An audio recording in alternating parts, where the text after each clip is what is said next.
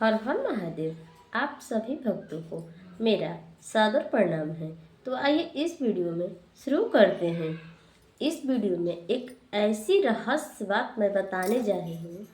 आप लोग तो सावन के पावन महीने में ज़्यादातर शिवालय जाते होंगे या अपने घर पर शुद्ध मिट्टी से शिवलिंग बनाकर पूजा करते होंगे। लेकिन इस वीडियो में कुछ नया होने वाला है। अगर आपको भी इस वीडियो में कुछ नया जानना है, नया सीखना है, तो अवश्य इस वीडियो में बने रहिए और वीडियो को ज़रा से भी स्किप मत करिएगा। अगर स्किप कर दीजिएगा तो आपको समझ में नहीं आएगा कि कैसे क्या करना है। और इस रहस्य का इतना बड़ा महत्व है, इतना बड़ा सच्चाई है कि आप हैरान रह जाएंगे। तो चलिए बिना लेट किए वीडियो को शुरू करते हैं। आप लोग तो शिवलिंग को ही जल चढ़ाए होंगे, तो एक बार इस उपाय को करके देखिए और कुछ नया करिए।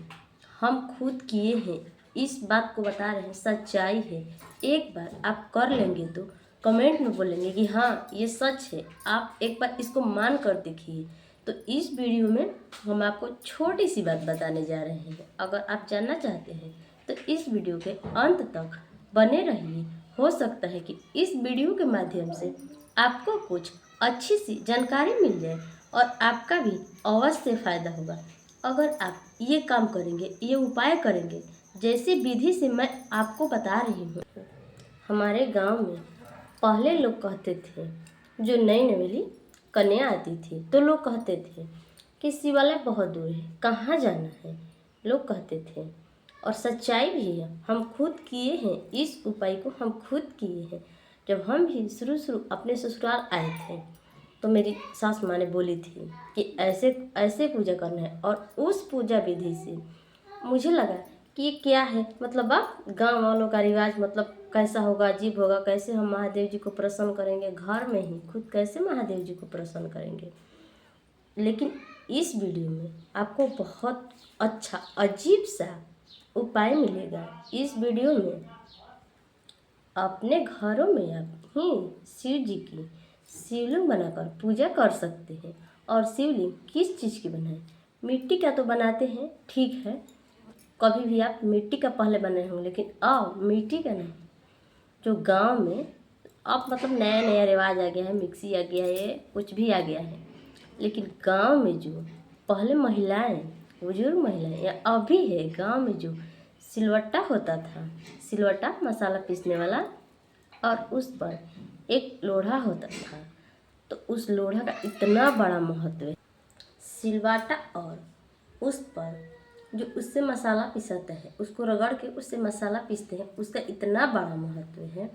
आपके घर में होगा, उपलब्ध होगा, अगर नहीं भी होगा तो आस पड़ोस से ले लीजिएगा। अगर आप शिवालय नहीं जा सकती हैं तो अगर जा भी सकती हैं, आपको शिवालय जाना पसंद है तो जाइए, अवश्य जाइए। लेकिन अपने घरों में यह पूजा अवश्य कर लीजिए। आप एक बार करके देखिए, इससे कितना बड़ा फ़ायदा होगा। आप एक बार इस वीडियो में अगर देख लिए हैं, सुन लिए हैं, तो इस विधि को अवश्य करिए। आपके घर में शुद्ध अच्छा, नमक वाला नहीं, शुद्ध अच्छा सा गमला होगा, स्टील का भी चलेगा, अगर नहीं तो पित्तल का इतना बड़ा थाली होगा। पित्तल का थाली इतना बड़ा या इतना बड़ा, या बरगुना बोला जाता है पित्तल का, उसको ले लीजिए। लेने के बाद उसको पहले धोइए। धोने के बाद जो सिलवट्टा वाला लोढ़ा होता है उसको भी अच्छे से धो लीजिए, कुछ नहीं लगा चाहिए। उसको धोने के बाद आप थाली लिए हैं पित्तल का, उसको भी धो लीजिए, या बरगुना कुछ भी लिए हैं, अच्छा सा बर्तन कोई भी हो ले लिए हैं। लेने कठोर होगा, बहुत अच्छा होगा, उसको धो लीजिए। धोने के बाद अच्छा सा एक लोटा जल लाइए। जल में गंगा जल अवश्य मिलाइए, कहीं का भी हो, शुद्ध गंगा जल उसमें अवश्य मिलाइए। गंगा जल मिला करके आप 1 लोटा या 2 लोटा, या चाहे तो पूरा बरगुना ही जल से भर दीजिए और उसमें थोड़ा सा गंगा जल मिला लीजिए। गंगा जल मिलाने के बाद अपने श्रद्धा से, अपने आप के अंदर से फील कीजिए, महसूस कीजिए और महादेव जी का स्मरण कीजिए। महादेव जी का स्मरण करते हुए बोलिए कि हे महादेव जी, यह विधि से मैं आपको पूजन करने जा रही हूँ, मेरा पूजन स्वीकार करिए। अगर मुझसे जो कोई भी गलती हो जाए तो मुझे क्षमा करिए। अवश्य महादेव जी, आप सच्चे हृदय से महादेव जी को याद करेंगी, आपकी पुकार महादेव जी अवश्य सुनेंगे। और उस लोढ़े को क्या करिए, उसी गमले में, जैसे आप शिवलिंग बनाती हैं मिट्टी से, वैसे ही, या कहीं मंदिर में गई हैं, उसी शिवलिंग की तरह उसको रखिए, उसमें बीच में या साइड में कहीं उसको खाड़ करिए। लोढ़े को, सिलवट्टा वाला, जो सिलवट्टा को नहीं, सिलवट्टे वाला लोढ़ा को, उसको खाड़ करिए। खाड़ करने के बाद चंदन लगाइए।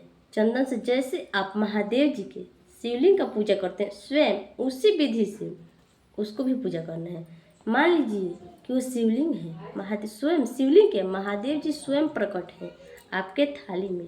एक कहावत है, शिवलिंग है, मान लीजिए कि साक्षात शिवलिंग है, साक्षात महादेव जी, और आपको मन में श्रद्धा रखना है, महादेव जी का नाम लेना है, और ओम नमः शिवाय मंत्र को जाप करते हुए आपको इस पूजा विधि को करना है।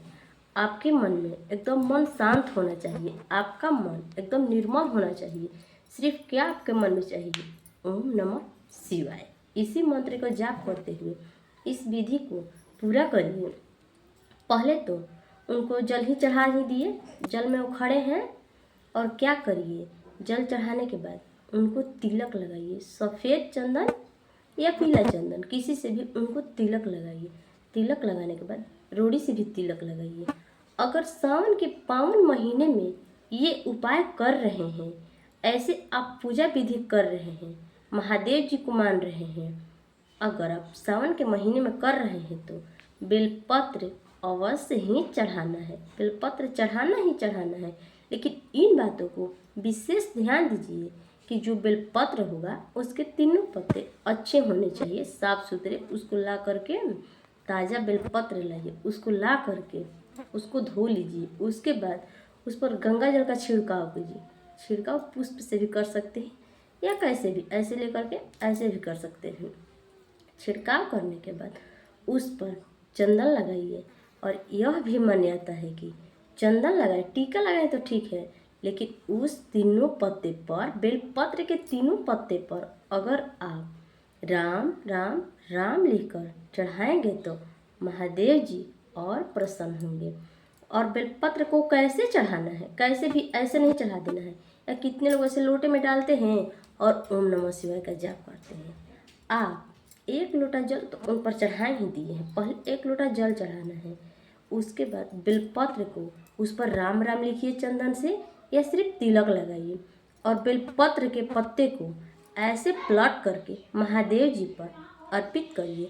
उसको अर्पित करने के बाद महादेव जी पर आप सफ़ेद पुष्प लाए हैं या कनेली का पुष्प लाए हैं, जो भी आप पुष्प वगैरह लाए हैं, महादेव जी पर अर्पित करिए। फिर फलहार लाए हैं, फल लाए हैं, प्रसाद लाए हैं, जो कुछ भी लाए हैं, महादेव जी पर वो फल चढ़ा दीजिए। या प्रसाद जो लाए हैं, काजू मुनक्का जो भी लाए हैं, अगर कुछ भी नहीं है तो सिर्फ आप क्या चढ़ाएं, कुछ भी प्रसाद के रूप में रसीदाना वगैरह कुछ भी चढ़ा सकते हैं।